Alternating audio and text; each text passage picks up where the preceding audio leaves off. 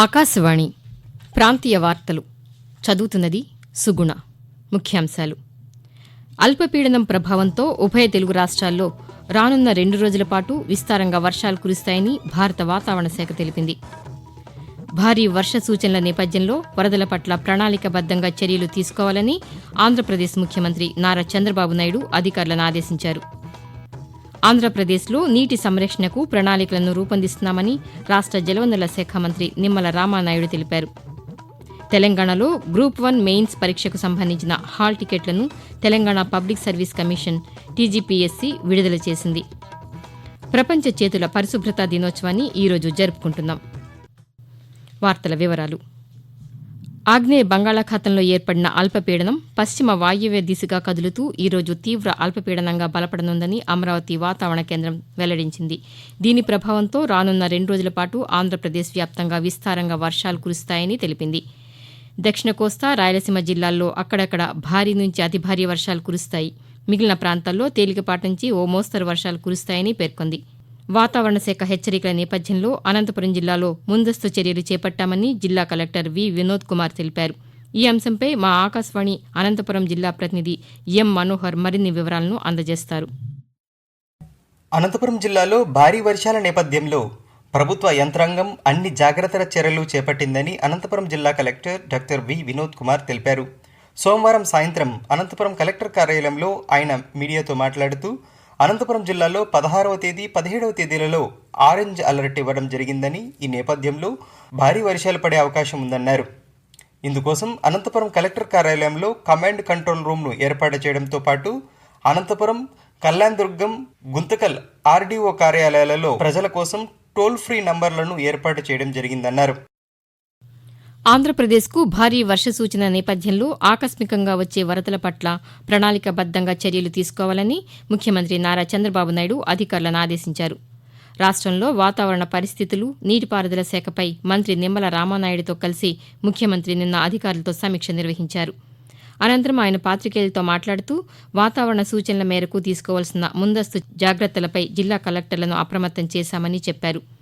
నెల్లూరు, ప్రకాశం, సత్యసాయి, అనంతపురం, చిత్తూరు సహా వివిధ జిల్లాల్లో వాగులు, కాలువల పరివాహక ప్రాంతాల్లో వరద నీటి నిర్వహణ వ్యవస్థను పటిష్టం చేయనున్నట్లు ముఖ్యమంత్రి పేర్కొన్నారు. ఆంధ్రప్రదేశ్లో తుఫాను పరిస్థితులను ఎదుర్కొనేందుకు ప్రభుత్వం సిద్దంగా ఉందని రాష్ట పురపాలక శాఖ మంత్రి పి. నారాయణ తెలిపారు. తుఫాన్కు సంబంధించి తీసుకోవాల్సిన చర్యలపై రాష్ట్రంలోని మున్సిపల్ కమిషనర్లు, ఇంజనీర్లు, ఆ శాఖ ఉన్నతాధికారులతో మంత్రి నారాయణ దృశ్య మాధ్యమం ద్వారా సమీక్ష నిర్వహించారు. అనంతరం ఆయన మాట్లాడుతూ బాపట్ల, ప్రకాశం, నెల్లూరు, తిరుపతి, చిత్తూరు, అన్నమయ్య అండ్ సత్యసాయి డిస్ట్రిక్ట్స్లో హెవీ రెయిన్ ఉంటుందని ఫోర్కాస్ట్ ఇవ్వడం జరిగింది. లో డిప్రెషన్ సైక్లోన్గా మారితే మనకు చెన్నై, నెల్లూరు పరిసర ప్రాంతాల మధ్య క్రాస్ కావచ్చు 17వ తేదీ అని యాక్చువల్గా ఫోర్కాస్ట్ వాళ్ళు ఇవ్వడం జరిగింది. రాష్ట్రంలో ఉన్న జిల్లా కలెక్టర్లకు, అధికారులకు అందరికీ యాక్చువల్గా ఇన్స్ట్రక్షన్ జరిగింది. మరోవైపు తెలంగాణలో ఈ రోజు నుంచి రానున్న 2 రోజుల పాటు ఓ మోస్తరు వర్షాలు కురిసే అవకాశాలున్నట్లు హైదరాబాద్ వాతావరణ కేంద్రం తెలిపింది. రాష్ట్రంలోని నిర్మల్, నిజామాబాద్, భద్రాద్రి, ఖమ్మం, నల్గొండ, సూర్యాపేట, మహబూబాబాద్, వరంగల్, హన్మకొండ, జనగామ, సిద్దిపేట, యాదాద్రి, రంగారెడ్డి, హైదరాబాద్, మేడ్చల్, మల్కజ్గిరి, వికారాబాద్, సంగారెడ్డి, మెదక్, కామారెడ్డి, మహబూబాబాద్, నాగర్ కర్నూల్, వనపర్తి, నారాయణపేట, జోగులాంబ, గద్వాల జిల్లాల్లో అక్కడక్కడ వర్షాలు కురుస్తాయని పేర్కొంది. ఆంధ్రప్రదేశ్ను కరువు రహిత రాష్ట్రంగా మార్చాలనే లక్ష్యంతో నీటి సంరక్షణకు ప్రణాళికలను రూపొందిస్తున్నామని రాష్ట జలవనరుల శాఖ మంత్రి నిమ్మల రామానాయుడు తెలిపారు. అమరావతిలో రాష్ట సచివాలయంలో పోలవరంపై అధికారులతో మంత్రి సమీక్ష నిర్వహించారు. ఈ సందర్భంగా ఆయన వచ్చే నెల నుంచి ప్రాధాన్యతా క్రమంలో అన్ని ప్రాజెక్టులకు మరమ్మతులు చేపడతామని తెలిపారు. పోలవరం ప్రాజెక్టులో కొత్త డయాఫ్రమ్ వాల్ నిర్మాణ పనులు ఈ ఏడాది డిసెంబర్లో ప్రారంభించి 2025 నవంబర్ నాటికి పూర్తి చేయాలని జలవనరుల శాఖ ప్రణాళికలు రూపొందించిందని మంత్రి తెలుపుతూ నవంబర్ 1 నుంచి ఆ డయాఫ్రమ్ వాల్ ని నిర్మాణం ప్రారంభించుకోవడంతో పాటుగా ఏదైతే గ్యాప్ ఇవన్నీ ఏవైతే ఉన్నాయో వాటన్నింటినీ కూడా క్లియర్ చేసుకుంటూ ఎర్త్కమ్ రాక్ ఫిల్ డ్యామ్ ను కూడా కొంచెం యాజ్ ఎర్లీ యాజ్ పాసిబుల్ అంటే మనం డయాఫ్రమ్ వాల్ నిర్మాణం చేయడంతో పాటుగా ఆ పనులు కూడా ప్రారంభించుకుంటూ దాన్ని కూడా పూర్తి చేయాలనేటువంటి ఆలోచనతో ముందుకెళ్తూ ఉన్నాం. ఆకాశవాణి ప్రాంతీయ వార్తలు వింటున్నారు. తెలంగాణలో పెట్టుబడులు పెట్టేవారికి ప్రోత్సాహకాలను ప్రభుత్వం అందిస్తోందని రాష్ట ముఖ్యమంత్రి రేవంత్ రెడ్డి తెలిపారు. రంగారెడ్డి జిల్లా కొంగరకలాన్లోని ఫ్యాక్స్కాన్ కార్యాలయానికి వెళ్లిన ముఖ్యమంత్రి ఆ సంస్థ ప్రతినిధులతో నిన్న సమావేశమై సంస్థ పురోగతిపై ప్రతినిధులను అడిగి తెలుసుకున్నారు. ఇందులో భాగంగా ఫాక్స్కాన్ చైర్మన్ యాంగ్ లియూతో దృశ్య మాధ్యమం ద్వారా సంభాషించారు. కంపెనీకి కావాల్సిన మౌలిక సదుపాయాలను కల్పిస్తామని హామీ ఇచ్చారు.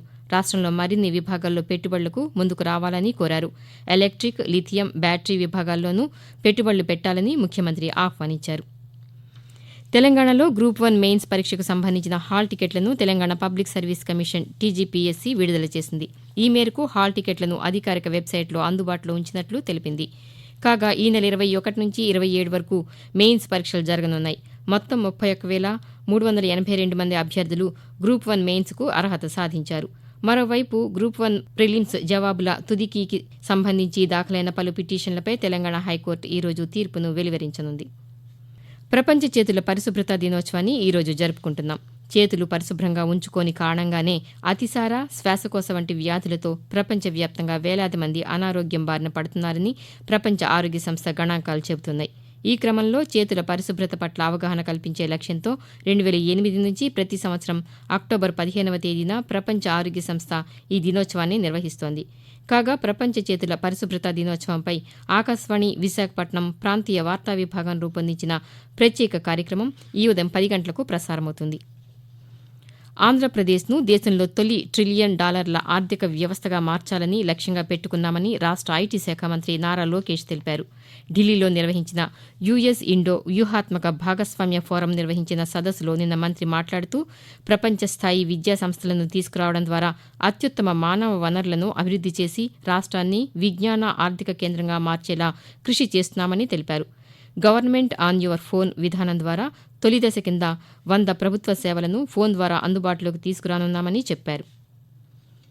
దేశవ్యాప్తంగా ఆలయాలను అభివృద్ది చేస్తున్నామని కేంద్ర బొగ్గు గనుల శాఖ మంత్రి జి. కిషన్ రెడ్డి తెలిపారు. తెలంగాణలోని వరంగల్లో పర్యటించిన ఆయన భద్రకాళి అమ్మవారిని దర్శించుకున్నారు.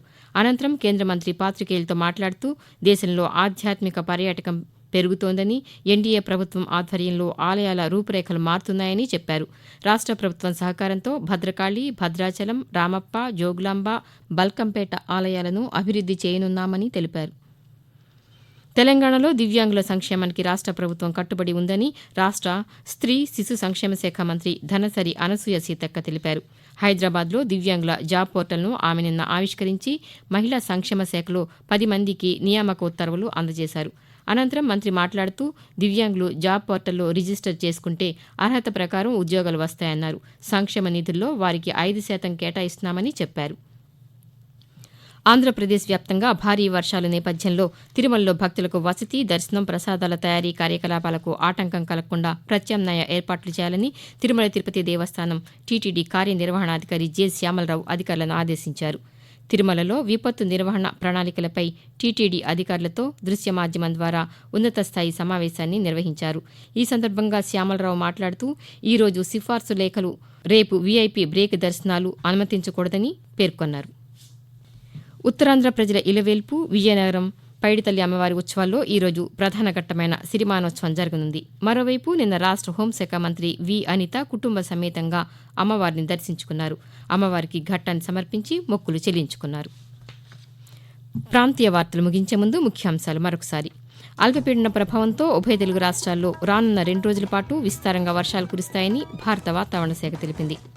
భారీ వర్ష సూచనల నేపథ్యంలో వరదల పట్ల ప్రణాళికాబద్దంగా చర్యలు తీసుకోవాలని ఆంధ్రప్రదేశ్ ముఖ్యమంత్రి నారా చంద్రబాబు నాయుడు అధికారులను ఆదేశించారు. ఆంధ్రప్రదేశ్లో నీటి సంరక్షణకు ప్రణాళికలను రూపొందిస్తున్నామని రాష్ట్ర జలవనరుల శాఖ మంత్రి నిమ్మల రామానాయుడు తెలిపారు. తెలంగాణలో గ్రూప్ 1 మెయిన్స్ పరీక్షకు సంబంధించిన హాల్ టికెట్లను Telangana public service commission TGPSC విడుదల చేసింది. ప్రపంచ చేతుల పరిశుభ్రత దినోత్సవాన్ని ఈరోజు జరుపుకుంటున్నాం. ఆకాశవాణి ప్రాంతీయ వార్తలు ఇంతటితో సమాప్తం.